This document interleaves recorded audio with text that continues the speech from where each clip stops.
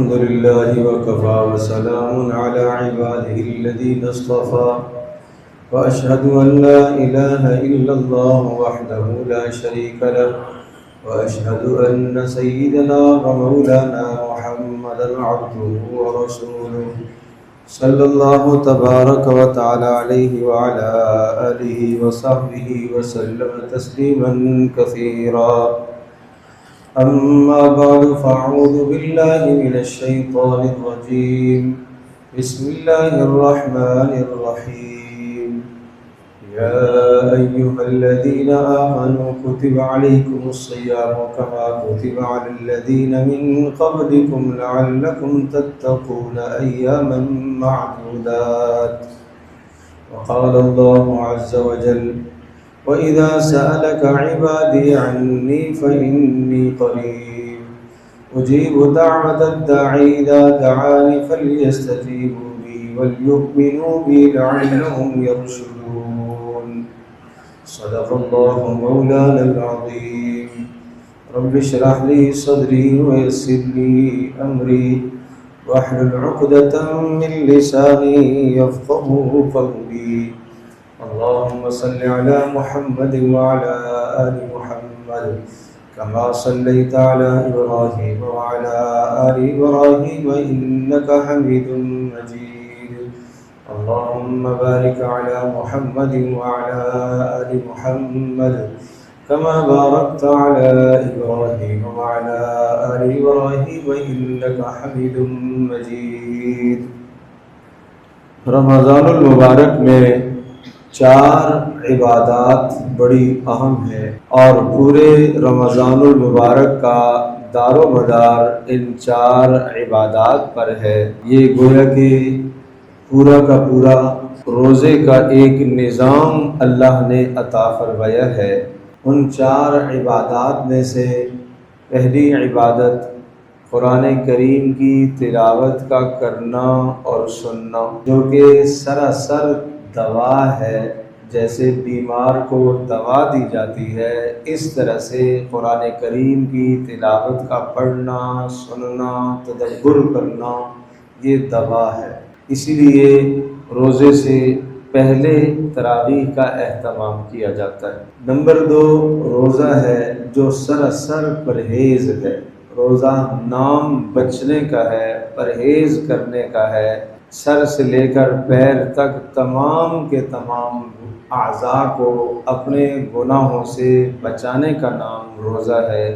صرف کھانے پینے سے رکنے کا نام روزہ نہیں ہے، بلکہ جسم کے تمام اعضاء کو گناہوں سے بچائیں گے تو روزے کی روح حاصل ہوگی. تیسرا عمل دعا ہے، جو کہ عبادت کا خلاصہ ہے اور پوری کی پوری عبادت کا مغز ہے. دعا روزے کا، رمضان کا دعا سے بھی گہرا تعلق ہے. رمضان کا پرہیز سے بھی تعلق ہے، رمضان کا قرآن سے بھی تعلق ہے اور رمضان کا دعا سے بھی تعلق ہے. اور چوتھی چیز ہے اعتکاف. اعتکاف سراسر تنہائی، یکسوئی، اللہ تبارک تعالیٰ کے دربار میں آ کر اپنے گھر کو، اپنے بیوی بچوں کو، اپنے کاروبار کو، سب کچھ چھوڑ کر اللہ کے در میں آ کر ڈیرا لگا لینا، جما لینا اور اللہ کو راضی کرنے کی محنت کرنا اور لیلۃ القدر کی تلاش کرنا. یہ 4 رمضان المبارک کی اہم عبادات. ان 4 عبادات میں سے پہلی عبادت قرآن کریم کی تلاوت، اس سے متعلق بھی تفصیل آ چکی، اور روزہ جو کہ پرہیز ہے اس سے متعلق بھی تفصیل آ چکی. اور آج کی نشست میں جو تیسرا اہم عمل ہے وہ ہے دعا. اس اہم عمل سے متعلق گزارشات عرض کرنی ہے. رسول اکرم صلی اللہ تعالی علیہ وسلم نے بھی دعا کے متعلق ارشاد فرمایا: الدعاء مخ العبادہ. تمام کی تمام عبادتوں کا خلاصہ وہ دعا ہے. الدعاء ہی العبادہ، اور دعا تو عبادت ہی کا نام ہے. اور اسی طرح سے فرمایا من لم يسأل اللہ یغضب علیہ، جو اللہ سے نہیں مانگتا، اللہ کے سامنے ہاتھ نہیں اٹھاتا، اللہ اس سے ناراض ہوتا ہے۔ نہ مانگنے پر اللہ پاک ناراض ہوتا ہے۔ اور اسی طرح سے قرآن کریم کی دوسری آیت سورۃ المؤمن میں ارشاد فرمایا، ان الذین یستکبرون عن عبادتی سیدخلون جہنم داخرین، وہ لوگ جو مجھ سے مانگنے سے اعراض کرتے ہیں، تکبر کرتے ہیں، میرے سامنے ہاتھ نہیں پھیلاتے، ان قریب ان کو ذلیل اور خوار اور رسوا کر کے جہنم میں جانا ہوگا۔ سیدخلون جہنم داخرین، وہ داخل ہوں گے جہنم میں، ذلیل اور رسوا ہو کر داخل ہوں گے۔ اور یہاں سورۃ البقرہ کی جو آیت ہے، پہلے بھی روزے کے مسائل، بعد میں بھی روزے کے مسائل، اور درمیان میں دعا کے مسائل کو ذکر فرمایا، جس سے اشارہ ہے کہ دعا کا رمضان کے ساتھ، دعا کا روزے کے ساتھ بہت گہرا تعلق ہے۔ اسی لیے حکم ہے کہ افطار میں آپ دعا کیجئے، سحر میں آپ دعا کیجئے، دن میں بھرپور آپ دعاؤں کا اہتمام کیجئے، اس لیے کہ رمضان المبارک کے مہینے میں دعائیں زیادہ قبول ہوتی ہے۔ دیکھیے، جگہ کے اعتبار سے، زمانے کے اعتبار سے چیز کی ویلیو، اہمیت بڑھ جاتی ہے۔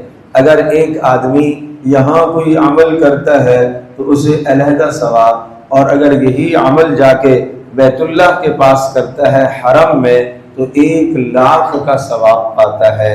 جس طرح سے یہاں دعا قبول ہوتی ہے، اگر حرم میں جا کے کرتا ہے اور زیادہ قبولیت کی امید کی جاتی ہے، اس لیے کہ ایک مقدس جگہ پر آیا ہے، تو جگہ کے مقدس کی وجہ سے، جگہ کے تقدس کی وجہ سے دعا کی اہمیت بڑھ جاتی ہے اور اس کی قبولیت کی زیادہ امید کی جا سکتی ہے۔ جس طرح سے جگہ کی وجہ سے دعا قبولیت کی اہمیت زیادہ رکھتی ہے، اسی طرح سے زمانے کے اعتبار سے بھی۔ اب ہر آدمی کو وہاں جانے کی استطاعت نہیں ہے، وہاں پہنچنے کی طاقت تو ہر انسان کو نہیں ہے کہ حرم جائے، اللہ پاک ہم سب کو بار بار لے جائے، لیکن ہر آدمی کو اس کی استطاعت اور طاقت نہیں ہے، تو اللہ تبارک و تعالیٰ نے سب کے لیے انتظام کر دیا کہ اچھا رمضان کا جب مہینہ آئے گا، اس میں تم خوب دعائیں کرنا، اللہ پاک تمہاری دعاؤں کو قبول کرے گا۔ اچھا، اللہ رمضان تو آتا ہے، وہ سال کے بعد آتا ہے، اور کوئی قبولیت کا وقت ہے کہ جس وقت میں ہاتھ پھیلاؤں تو اللہ پاک میری مراد کو پورا فرمائے؟ ہاں، سحر کا وقت قبولیت کا وقت ہے، سحر کا وقت قبولیت کا وقت ہے۔ جمعے کے دن ایک وقت قبولیت کا آتا ہے جس میں آپ کی دعا ہمیشہ قبول ہوگی، آپ کی دعا رد نہیں ہوگی، اللہ پاک آپ کے اٹھے ہوئے ہاتھوں کو خالی واپس نہیں لوٹاتا۔ یہاں آیت بینہ وَإِذَا سَأَلَكَ عِبَادِي عَنِّي فَإِنِّي قَرِيبٌ، اے پیارے نبی، جب میرے بندے آپ سے میرے بارے میں سوال کریں، اللہ کہہ رہا ہے اے پیارے نبی، جب آپ سے میرے بندے میرے بارے میں سوال کریں کہ ہمارا پروردگار کہاں ہے، کیا قریب ہے کہ ہم اپنے اللہ سے سرگوشیاں کریں، یا اللہ دور ہے کہ ہم زور زور سے چیخ چیخ کر کے پکاریں اللہ ہمارا کہاں ہے، تو جواب آیا فَإِنِّي قریب، میں تو تمہارے قریب ہوں۔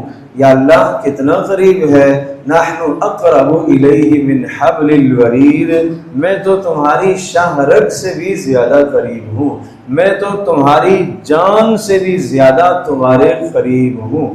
تو جب اللہ قریب ہے تو پھر اللہ سے چھپ کے سرگوشیاں کرو، اللہ سے سرگوشیاں کرو، اللہ سے تنہائی میں باتیں کرو، اللہ سے تنہائی میں مانگو، آپ ہوں اور آپ کا اللہ ہو۔ بس آپ کے ہاتھ جب اٹھیں، اب پوری کی پوری دنیا سے آپ کی امید کٹ جائے۔ اللہ یہ چاہ رہا ہے کہ جب میرا بندہ میرے دربار میں آئے اور میرے سامنے ہاتھ پھیلائے تو اس کے دل میں، اس کے دماغ میں، اس کی سوچوں میں، اس کے خیالات میں میرے سوا کوئی اور نہیں ہونا چاہیے، کوئی اور نہیں ہونا چاہیے۔ اللہ کی طرف ایسا میرا اور آپ کا دل لگا ہوا ہو، دعا میں ایسا دل لگا ہوا ہو۔ اب یہ بات ذہن نشین فرمائیے، دعاؤں میں جی نہیں لگتا، دعاؤں میں دل نہیں لگتا، تھوڑی سی دعا کرتے ہیں ہماری دعا ختم ہو جاتی۔ دعاؤں میں جی کیوں نہیں لگتا؟ دعاؤں میں دل کیوں نہیں لگتا؟ دعاؤں میں جی اس لیے نہیں لگتا، دعاؤں میں دل اس لیے نہیں لگتا کہ ہمارا اللہ تبارک تعالیٰ سے تعلق نہیں۔ دیکھو، جس آدمی سے آدمی کو تعلق ہوتا ہے، جس دوست سے تعلق ہوتا ہے، اور جتنا قوی اور مضبوط ترین تعلق ہوتا ہے، اتنی زیادہ اس کے ساتھ باتیں کرنے کا جی چاہتا ہے، اس کے ساتھ تنہائی میں بیٹھنے کو اتنا زیادہ دل چاہتا ہے۔ کبھی کبھی ایسا ہوتا ہے کہ آدمی اپنے کسی عزیز کے پاس بیٹھا، وہ آپ کے گھر میں مہمان آیا یا آپ اس کے یہاں تشریف لے گئے، تو کبھی کبھی ایسا ہوتا ہے کہ آپ گئے تھے 10 منٹ کے لیے، 15 منٹ کے لیے، مگر 2 گھنٹے آپ کو لگ گئے، پھر بھی آپ کہیں گے کہ بھائی جی نہیں بھرا، آیا تھا بہت تھوڑی دیر کے لیے، مگر آپ کے پاس بیٹھ کر بہت مزہ آیا، بہت لطف آیا، 2 گھنٹے ہو گئے۔ یہ ایسا کیوں آپ نے کیا؟ اس لیے کہ آپ کا اس اپنے دوست سے تعلق ہے، اس دوست کے دل میں آپ کی محبت ہے اور آپ کے دل میں اس کی محبت ہے۔ میرے عزیز دوستو اور بزرگوں، جب اللہ تبارک تعالیٰ سے اس طرح سے محبت ہوگی، اللہ سے اس طرح کا تعلق ہوگا، اور اللہ تبارک تعالیٰ وحدہ لا شریک کی محبت دل میں بیٹھی ہوئی ہوگی، تو پھر ہاتھ اٹھائے گا تو دعائیں ختم ہی نہیں، باتیں ختم ہی نہیں ہوں، پھر یہ نہیں سوچے گا کہ میں اللہ سے کیا ہوں، پھر خود ہی دعائیں آتی رہے، خود ہی دعائیں آتی رہے۔ اس لیے کہ دعا، دیکھو، نماز ایک عبادت ہے، روزہ عبادت ہے، زکوٰۃ عبادت ہے، حج عبادت ہے، تلاوت عبادت ہے۔ جس طرح سے یہ عبادتیں ہیں، اسی طرح سے دعا مستقل عبادت ہے، دعا مستقل عبادت ہے، وہ علیحدہ بات ہے۔ نماز کی جو عبادت ہے اس کا وقت بھی مقرر کر دیا، اس کی تعداد بھی مقرر کر دی۔ روزہ عبادت ہے، وقت بھی مقرر کر دیا، تعداد بھی مقرر کر دی۔ زکوٰۃ عبادت ہے، وقت بھی بتا دیا، نصاب بھی بتا دیا۔ مگر دعا وہ عبادت ہے جو ہر وقت کی عبادت ہے، ہر وقت کی عبادت ہے، نہ اس کے لیے کوئی وقت متعین فرمایا اور نہ اس کے لیے کسی قسم کی تحدید فرمائی۔ چاہے 4 گھنٹے دعا کرے، چاہے 6 گھنٹے دعا کرے، چاہے 2 منٹ دعا کرے، دعا عبادت ہے، دعا عبادت۔ اللہ کے سامنے ہاتھ پھیلانا سیکھو، اللہ سے مانگنا سیکھو۔ رسول اکرم صلی اللہ تعالی علیہ وسلم کی مبارک دعاؤں کو اگر آپ دیکھیں گے، پیارے رسول صلی اللہ تعالی علیہ وسلم کا اللہ کے سامنے گڑ گڑانا، اللہ سے مانگنا اتنا زیادہ تھا، اتنا زیادہ تھا، اتنا زیادہ تھا، آپ تصور نہیں کر سکتے۔ اتنا طویل رات کا قیام، طویل رات کا سجدہ، طویل رات کا رکوع، اور کبھی ایسا خیال ہونے لگتا دیکھنے والوں کو آپ سجدے میں پڑے ہوئے ہیں اور بالکل ساکت پڑے ہوئے ہیں، کوئی حرکت نہیں ہو رہی۔ دور سے دیکھنے والے کو خیال ہونے لگتا تھا کہ شاید رسول اللہ صلی اللہ علیہ وسلم کی روح پرواز کر گئی، اتنا طویل سجدہ ہوتا تھا۔ اور پھر اس کے بعد جب ہاتھ اٹھتے تھے، سبحان اللہ، اللہ کی حمد، اللہ کی ثنا، اللہ کی تعریف کرتے کرتے کرتے تھکتے ہی، اور پھر اللہ سے کیا کچھ نہیں مانگا، اپنی دنیا کی دعائیں، آخرت کی دعائیں، اپنے لیے، امت کے لیے، ہر دعا رسول اللہ صلی اللہ علیہ وسلم نے اللہ سے مانگی، اور پھر اس امت کو اتنی پیاری پیاری دعائیں بتلائی ہیں، سمجھائی ہیں، سکھائی ہیں۔ اللہم انا نسألک من خیر ما سألک منہ عبدک نبیک محمد صلی اللہ علیہ وسلم ونعوذ بک من شر ما استعاذک منہ عبدک نبیک محمد صلی اللہ علیہ وسلم انت المستعان علیک البلاغ ولا حول ولا قوة الا باللہ العلی العظیم۔ جس نے یہ دعا پڑھ لی، اس نے رسول اللہ صلی اللہ تعالی علیہ وسلم کا سب کچھ مانگا ہوا اللہ سے مانگ لیا۔ یہ دعا جس نے پڑھ لی ایسا ہے جیسا کہ رسول اللہ صلی اللہ علیہ وسلم نے ساری زندگی جو بھی مانگا وہ اس نے مانگ لیا، اور یہ دعا بھی رسول اللہ صلی اللہ علیہ وسلم نے اپنی امت کو سکھائی۔ کتنا پیارا انتظام بنا کر گئے ہیں رسول پاک صلی اللہ تعالی علیہ وسلم اپنے ہر امتی کے لیے کہ کوئی بھی غافل نہ ہو۔ چلو میری ساری دعائیں نہ مانگ سکے، جتنا میں نے مانگا اتنا نہ مانگ سکے، جتنا میں نے اللہ کے سامنے درخواست کی اتنی یہ نہ کر سکے، اور جتنا میں گڑ گڑایا ہوں اتنا نہ کر سکے، مگر یہ دعا تو یاد کر لے، یہ دعا تو یاد کر لے کہ پوری کی پوری دعاؤں کا خلاصہ آ گیا، پوری دعاؤں کا خلاصہ اس میں جمع کر دیا، یہ دعا تو یاد کر لے۔ اور کیسا امتی ہے جس کو یہ دعا بھی یاد نہ ہو، کیسا بے وفا امتی ہے کہ اپنی 23 سالہ زمانے میں جو کچھ مانگا ہے وہ تمام کے تمام مانگے ہوئے کی دعا خلاصے کے طور پر بتلا دی، اور امتی وہ بھی نہ پڑھ سکے، وہ بھی نہیں یاد کر سکے۔ اللہ اکبر۔ اجیب دعوت الداعی اذا دعان، اللہ پاک ارشاد فرما رہا اجیب دعوت الداعی، کہ جب کوئی دعا مانگنے والا مجھ سے دعا مانگتا ہے تو میں اس کی دعا کو قبول کرتا ہوں، اذا دعانی، مگر وہ مجھ ہی سے مانگے۔ میں نے عرض کیا جب آپ کے ہاتھ اٹھیں تو آپ کے دل میں، آپ کے دماغ میں، آپ کے خیالات میں، آپ کے احساسات میں، آپ کی امیدوں میں اللہ کے سوا کوئی اور ذات نہ ہو، اللہ کے چارہ، اللہ کے سوا کوئی اور ذات نہ ہو۔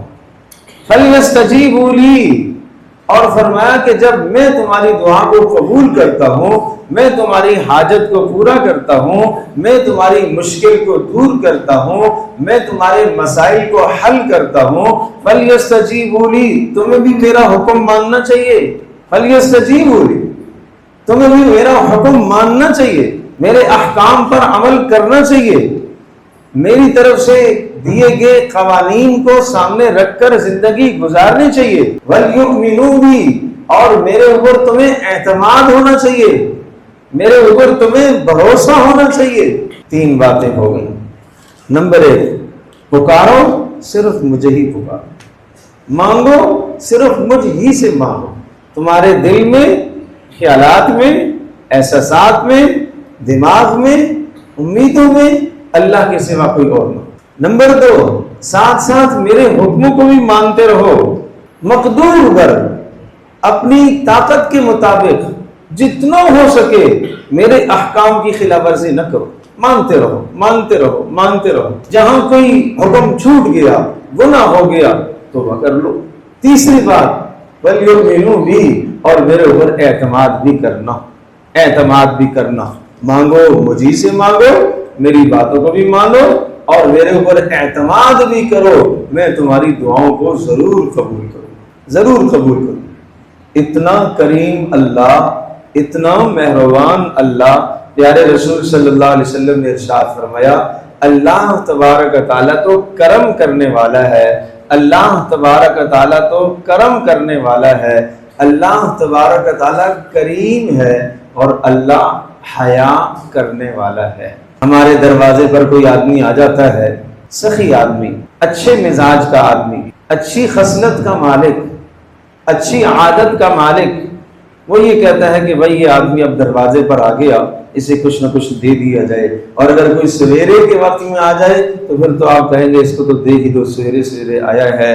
تو اللہ تبارک تعالیٰ تو بندوں سے بھی زیادہ حیا کرنے والا ہے۔ فرمایا اللہ کو اس بات سے حیا آتی ہے کہ اللہ اپنے بندے کے ہاتھ کو خالی واپس کرے، جب اس کا ہاتھ اٹھتا ہے تو اللہ کو حیا آتی ہے کہ اللہ اپنے بندے کے ہاتھ کو خالی واپس لوٹائے، اللہ کو اس سے حیا آتی۔ اب چند چیزیں اور یاد رکھیے دعا کی قبولیت کے لیے جو ضروری ہے، دعا کی قبولیت کے لیے چند چیزیں اور ہیں جو ضروری ہیں، انہیں یاد رکھیں۔ نمبر 1، دعا کی قبولیت کے لیے عقل حلال ضروری ہے، پیٹ میں حلال کا لقمہ ہو۔ جسم پر حلال کا لباس، جسم کو غذا جو دی گئی ہے وہ حلال مال کی غذا دی گئی ہو، یہ پہلی شرط ہے دعا کی قبولیت کی پہلی شرط۔ حلال پر اتنی تاکید کی گئی ہے، حلال پر اتنی تاکید کی گئی ہے، اللہ تبارک و تعالی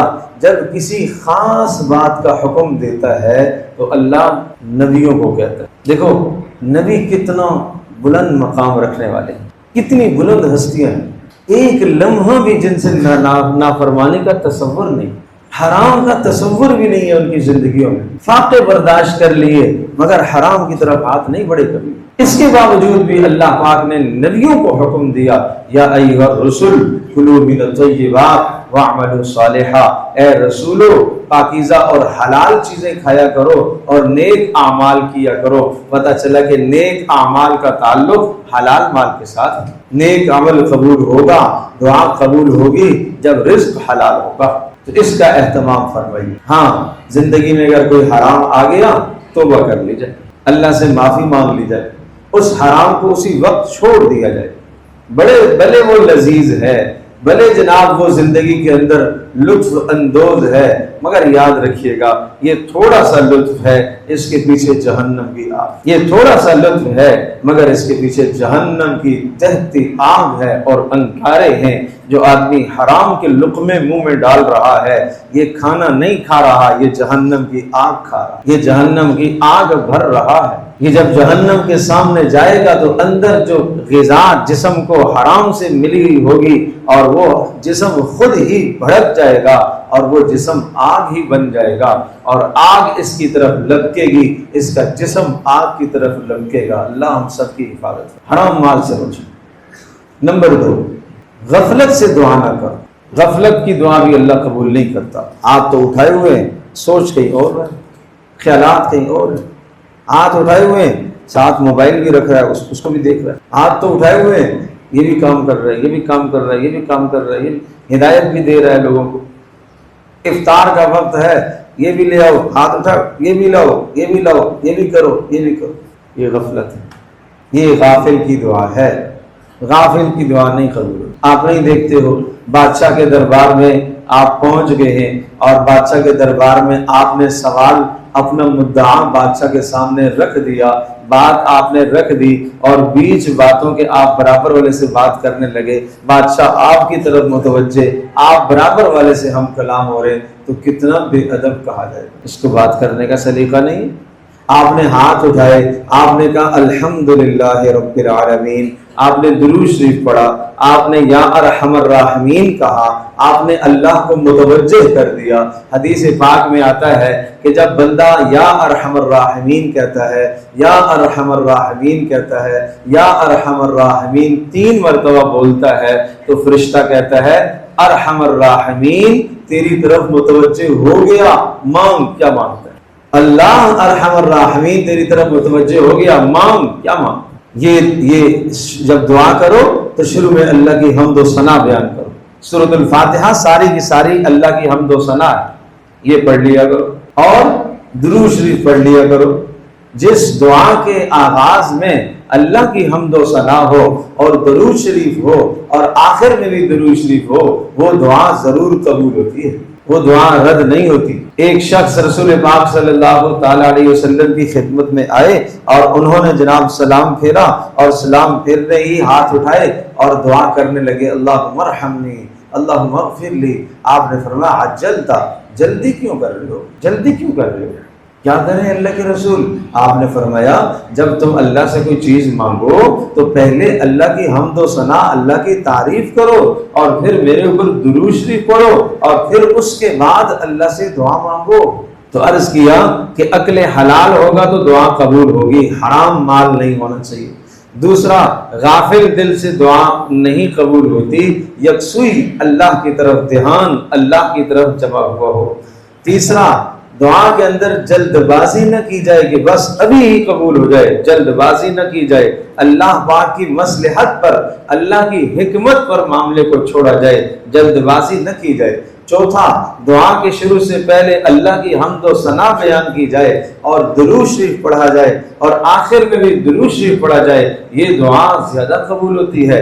پانچواں، دعا کے اندر پوری امت کو دعاؤں میں یاد رکھا جائے، عمومی دعائیں کی جائیں، اپنے لیے بھی مانگا جائے اور سب کے لیے مانگا جائے۔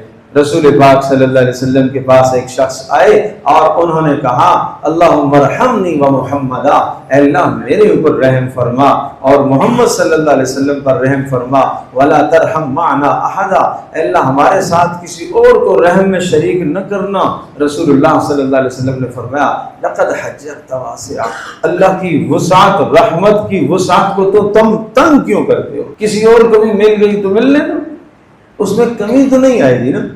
تنگی تو وہاں ہو جہاں مجھے یہ ڈر ہو کہ بھائی یہ چیز اگر میرے ساتھ کسی اور کو بھی ملے گی تو میرے لیے کم ہو جائے گی، وہاں تو کمی کا تصور بھی نہیں ہے۔ وہاں تو یہ کہا کہ لو ان اولکم وآخرکم وانسکم وجنکم ورتبکم ویابسکم، اگر تمہارے سب سے پہلے لوگ، آخر تک آنے والے لوگ، سارے انسان اور سارے جنات اور سارا خشک و تر، سب کے سب ایک جگہ پر جمع ہو جائیں، فَسَأَلُونِي، اور سب کے سب مجھ سے مانگے، تھک جائے مانگتے، فَأَعْطَيْتُ كُلَّ إِنسَانٍ مَسْأَلَتَهُ فَأَعْطَيْتُ كُلَّ إِنسَانٍ أُمْنِيَّتَهُ، ہر ایک کی خواہش کو میں پورا کر لوں، سب کچھ دے دوں، میرے پاس اتنی بھی کمی نہیں آئے گی۔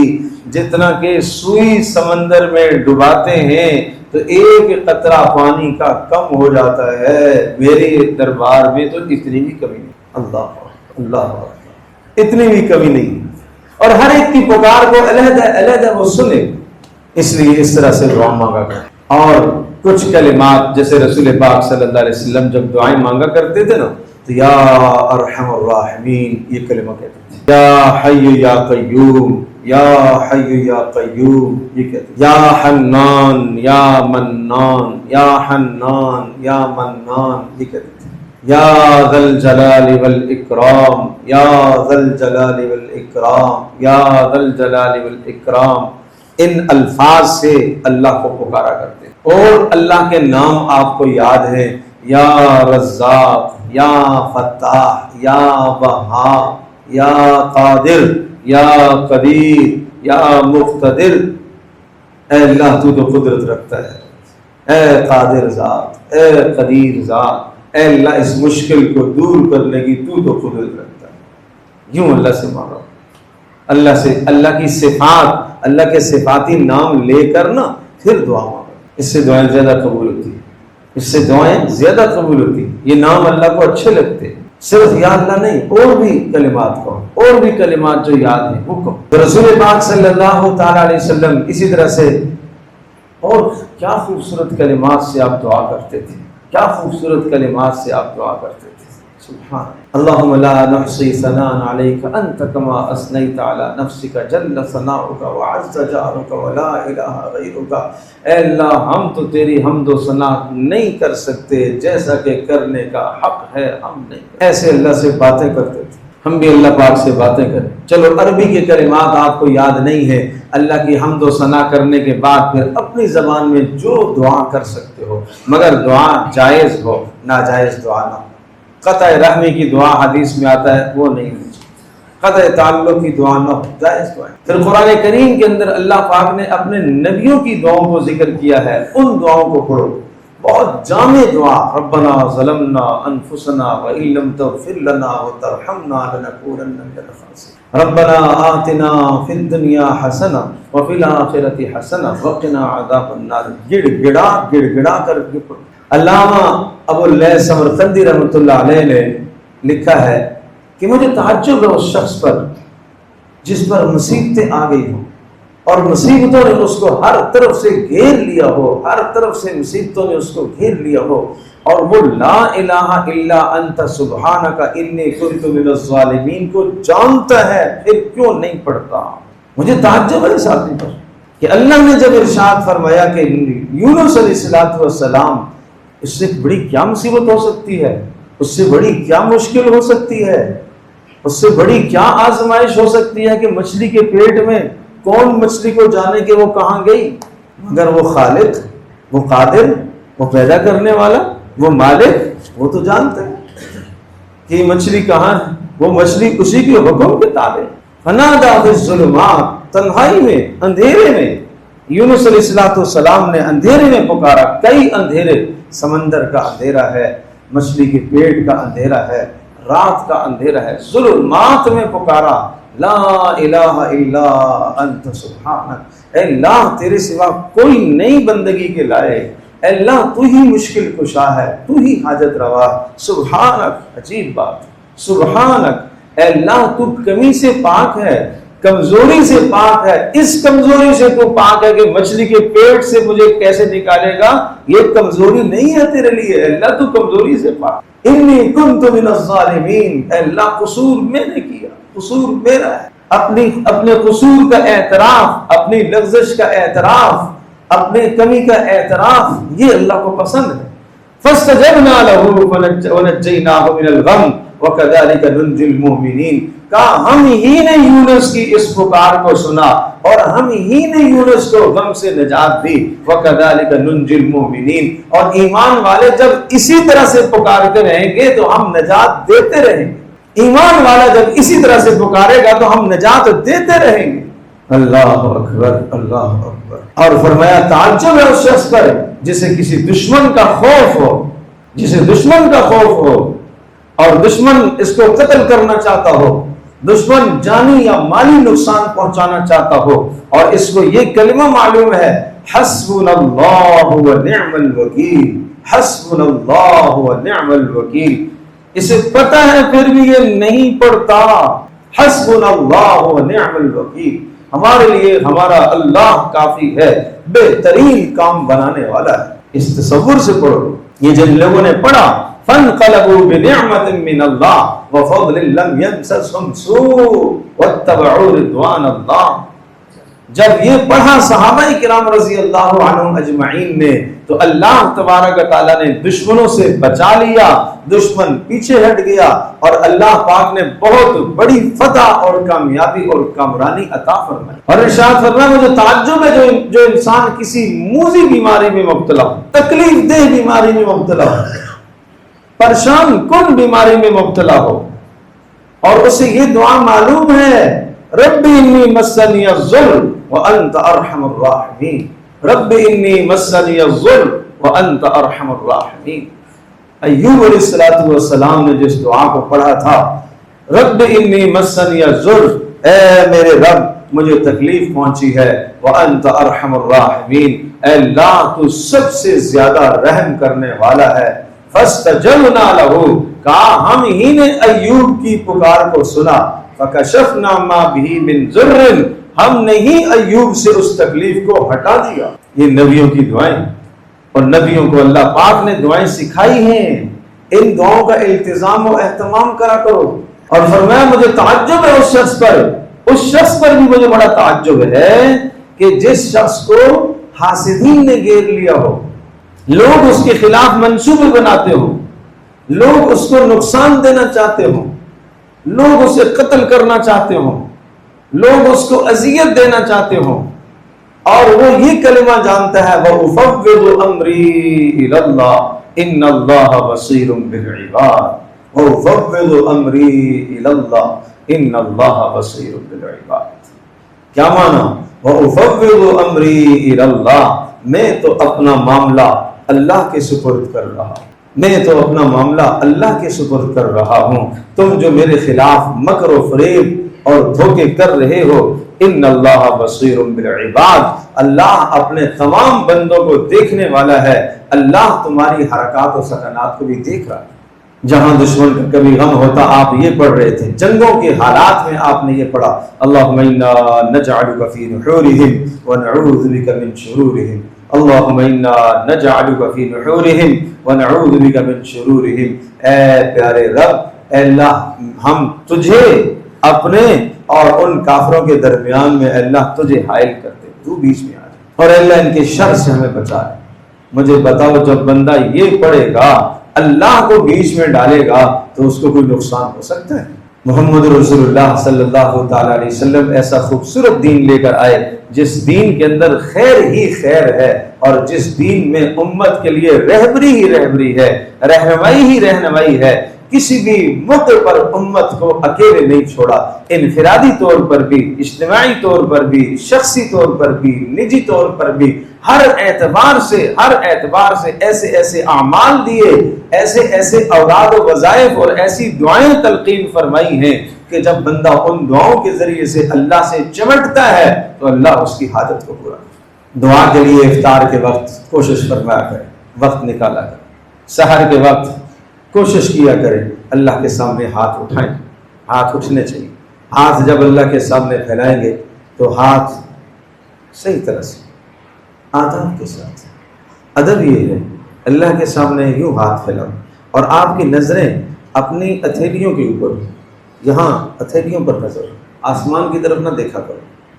حدیث میں ممانعت آئی، یوں ہاتھ کی طرف دیکھو اور تھوڑا سا وقفہ رکھو، یہ دونوں ہاتھوں میں تھوڑا سا وقفہ رکھو۔ یہ وقفہ اس لیے ہے کہ جیسے آدمی کسی بڑی چیز کو پکڑتا ہے، ذرا ہاتھ دور کر کے پکڑتا ہے، یہ اس طرح سے کہ اللہ کی طرف سے بہت بڑی رحمت آ رہی ہے، بہت بڑی، اور یوں اپنے سینے کے سامنے ہاتھوں کو رکھو۔ یہ تھا پیارے رسول صلی اللہ علیہ وسلم کا طریقہ، اور اسی طرح سے پھر جب دعا مکمل ہو جائے پھر اپنے چہرے پر ہاتھ پھیر لو۔ یہ رسول اللہ صلی اللہ علیہ وسلم کی سنت ہے۔ ہاتھ صحیح اٹھایا کرو۔ بھیک مانگنے والا آدمی بھیک مانگنے والا صحیح طرح سے مانگتا ہے تو آدمی کو رحم آ جاتا ہے، غفلت سے نہیں کیا کرو۔ تو ان آداب کے ساتھ انشاءاللہ آپ دعائیں کریں گے تو آپ کی دعائیں قبول ہوں گی۔ عرض کیا کہ رمضان کا بڑا گہرا تعلق ہے دعاؤں کے ساتھ، روزے کا بڑا گہرا تعلق ہے دعاؤں کے ساتھ، اور دعا مستقل عبادت ہے، مستقل عبادت ہے۔ اللہ تبارک و تعالیٰ مجھے بھی، آپ کو، ہم سب کو عمل کی توفیق عطا فرمائے۔